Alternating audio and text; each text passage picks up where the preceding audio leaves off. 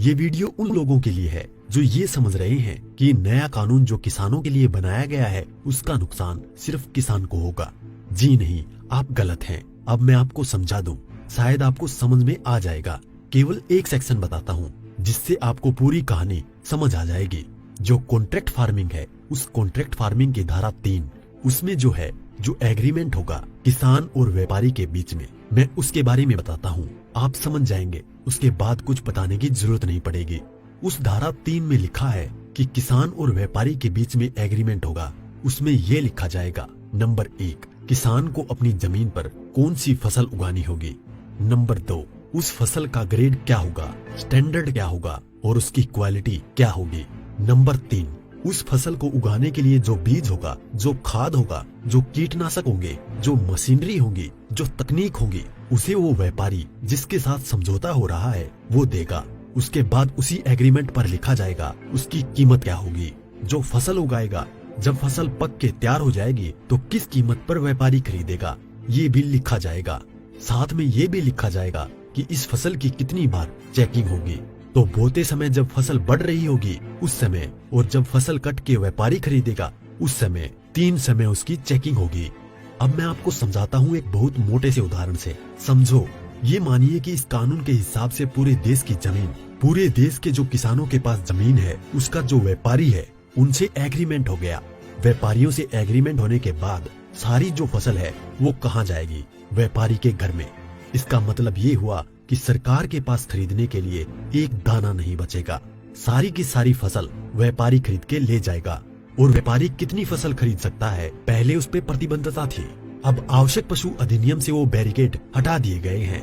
यानी कि जो एक लगा रखा था बैरियर कि इससे ज्यादा नहीं खरीद सकते, लिमिट लगा रखी थी, लिमिट को खत्म कर दी। इसका मतलब व्यापारी जितनी चाहे फसल खरीद के अपने गोदाम में रख सकता है। अब मानिए कि पूरी फसल किसान से व्यापारी के घर चली गई, तो आप थोड़ा सा पीछे आइए। 2013 में इस सरकार ने संसद में कानून बनाया था इस देश के गरीब लोगों के लिए। 82 करोड़ गरीब लोगों के लिए नेशनल फूड सिक्योरिटी एक्ट यानी राष्ट्रीय खाद्य सुरक्षा कानून के तहत 82 करोड़ लोगों को 3 रुपए किलो चावल, 2 रुपए किलो गेहूं और 1 रुपए किलो मोटा अनाज देना था। अब मैं आपसे सवाल पूछता हूँ, अब समझिए, आप सब कुछ जब सारा अनाज व्यापारियों के पास चला गया, सरकार के पास कुछ नहीं है, तो सरकार इन 82 करोड़ लोगों को कहां से अनाज दिलाएगी, पहले तो ये बताएं। इसका मतलब जो 82 करोड़ गरीब सरकार की मदद पर निर्भर था वो खत्म हो गया। मतलब आप कह रहे हैं कि किसानों के खिलाफ बिल है, किसानों की भलाई की बात कर रहे हैं, किसानों के खिलाफ लोग समझ रहे हैं। नहीं, ये पूरे देश के खिलाफ है। इससे 82 करोड़ गरीब खत्म। देश में 5 लाख जो राशन की दुकानें हैं वो भी खत्म। 5 लाख राशन की दुकानों में कुछ रोजगार भी मिलता होगा, वो भी खत्म।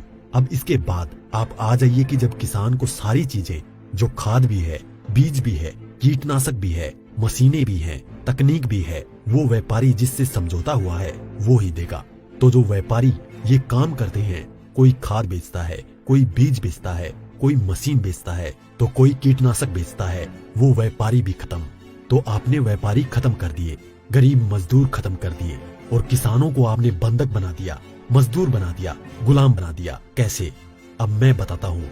जब किसान की जमीन पर एग्रीमेंट हो गया तो किसान चाहकर भी अपनी जमीन में मानो मक्का बोए हुए है, मक्के से एक बूटा तोड़ के नहीं खा सकता। आज की तारीख में तो खेत में जाओ और एक नहीं 10, 20, 50 जितने बूटे तोड़ के खाने हैं खाओ, खूब सेक के रिश्तेदारों को भी ले जाओ। साथ में गन्ना अगर बो रखा है, एक गन्ना नहीं खा सकता। क्यों? क्योंकि व्यापारी से समझौता है। अगर एक गन्ना टूट लिया तो फिर उसके बाद व्यापारी से लड़ते रहो, आप एसडीएम के यहाँ, एडीएम के यहाँ। मतलब ये है कि अपनी ही जमीन पर किसान अपने लिए, अपने बच्चों के लिए अगर मन करता है, जो फसल किसानों ने उगाई है, किसानों की मेहनत है, उसमें से एक दाना नहीं ले सकता। ऐसे कानून का क्या करेगा किसान? और इस कानून ने व्यापारी खत्म कर दिया, इस कानून ने मजदूर खत्म कर दिया, और साथ में जो किसान है, किसान को इतनी भी मोहलत नहीं दी गई। आज की तारीख में तो किसान किसी भी जगह से दूर जाकर, यहाँ से ठीक नहीं मिला तो वहां से ले, वहां नहीं मिला तो वहां से ले, यहाँ से कम नहीं मिला तो यहाँ से ले। खाद और बीज अपनी मर्जी से ले सकता है, इसके बाद नहीं, इसके बाद तो व्यापारी ही देगा। इसका मतलब ये हुआ कि चंद व्यापारियों के हाथ में पूरा देश जाने वाला है। और जब व्यापारी के साथ में समझौता हो गया तो कोई भी बैंक किसान को लोन नहीं देगा। इसका मतलब ये हुआ कि अगर उसे पैसे चाहिए किससे लेगा? एक ही रास्ता बचा है, उस व्यापारी से। तो सरकार कहती है कि जमीन नहीं जाएगी, तो ऐसे जाएगी जमीन। और उसी व्यापारी से जब वो कर्जा लेगा, धीरे धीरे कर्जा बढ़ता चला जाएगा और कर्जा बढ़ता चला जाएगा, व्यापारी का ब्याज बढ़ता चला जाएगा। लिहाजा जो किसान है अपनी ही जमीन उस व्यापारी को बेचने पर मजबूर हो जाएगा। अब थोड़ा सा पीछे जाओ, आपको ले जाता हूँ 1947 से पहले। उस समय क्या था? इस देश में जो साहूकार होते थे वो ऐसे ही करते थे। किसान को पैसा दिया, वो पैसे पे इतना ब्याज पर ब्याज पर ब्याज पर ब्याज किसान की पीढ़ियां गुजर जाती थी, कर्ज नहीं उतरता था और सारी जमीन जो है वो साहूकार के यहाँ पे चली जाती थी। मदर इंडिया और धर्मेंद्र जी की गुलामी जैसी फिल्में देखें आप। और अगर पढ़ना हो तो गोदान पढ़ो मुंशी प्रेमचंद जी की। पहले वो अपनी ही जमीन पर बंधुआ मजदूर बनेगा, उसके बाद में अपनी ही जमीन बेच जाएगा। ये है इस कानून का परिणाम जो आगे तक नजर आता है। इसलिए ये कानून पूरे देश को तबाह करने वाला है। अब एक चीज और रह गई, उसे भी बता दूं। जो मध्यम वर्ग के लोग जो आज रोटी खा रहे हैं, जब व्यापारी सारा अनाज अपने गोदामों में बंद कर लेगा, तो वो जो आज उसने लिया जिस दाम पे उससे 6 गुना 7 गुना 8 गुना दाम पर बेचेगा। तो जो मध्यम वर्ग के लोग जो घरों में बैठे हैं, उनको इस आंदोलन में बाहर आना चाहिए। जो अनाज, ये आटा 20 रुपए से 25 रुपए 30 रुपए किलो मिल रहा है, वो ही इस कानून के लागू होने के बाद वो आटा, वो अनाज उन्हें 50 से 6 गुना दाम पर मिलेगा। 100 रुपए 125 रुपए 150 रुपए किलो मिलेगा। तो असर किस पे पड़ेगा?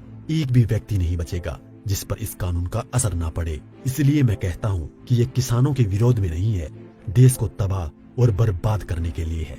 इतना सब कुछ पता होने के बाद भी अगर आप किसानों का साथ नहीं देते हैं तो आगे आपकी मर्जी।